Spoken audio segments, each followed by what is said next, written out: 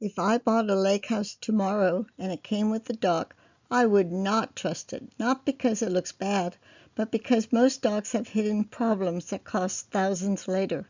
Here's exactly what I would check and fix before I ever used it. I'm PJ, a former engineer and teacher, and I help lake homeowners avoid expensive dock mistakes. First thing I look at is water level fluctuation, because if the water moves and your dock doesn't handle it, you're going to have problems. If it's fixed, this happens. If I see this risk, I'm already planning changes.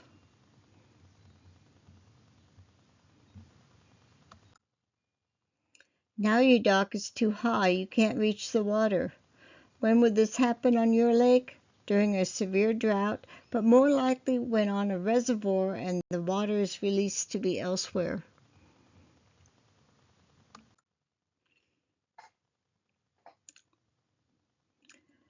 And here the dock is overloaded and potentially failing. Notice it's underwater.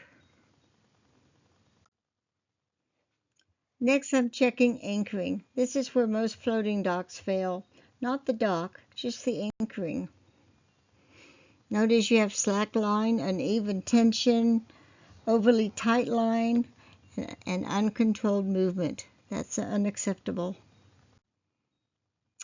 Now this dock is properly anchored. You have proper cable angle between 30 and 45 degrees. You have good tension on all four cables, balanced load distribution, controlled movement. This is what I want to see. The anchoring isn't right. I'm fixing that before anything else. I see cables like this, uneven slack, wrong angles. That's a red flag.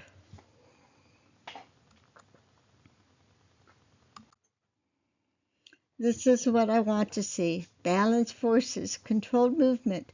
If the anchoring isn't right, I'm fixing that before anything else. Then I look at wind and wave exposure. A long fetch means bigger waves. Fetch is the distance on the uninterrupted distance on the lakefront.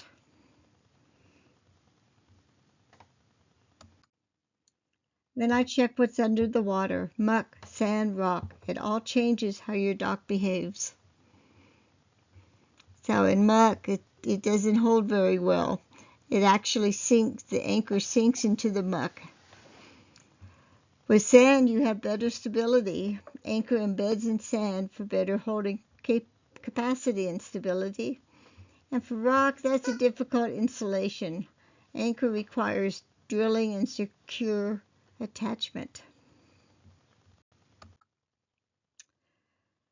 Well, that could mean adding something like this. A wave attenuator is a floating structure designed to reduce the height and energy of waves passing through or around it. It's positioned in the water between the source of wave energy, the open fetch of the lake, and the structure or area you are trying to protect. If anchors are sinking or losing hold, that's a hidden failure waiting to happen.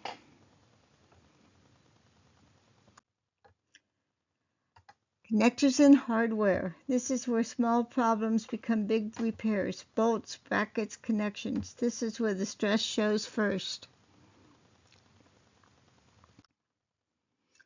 Galvanic corrosion between dissimilar metals. If I see mixed metals without protection, I know corrosion is already happening. The metals need to be isolated or have a protective coating added.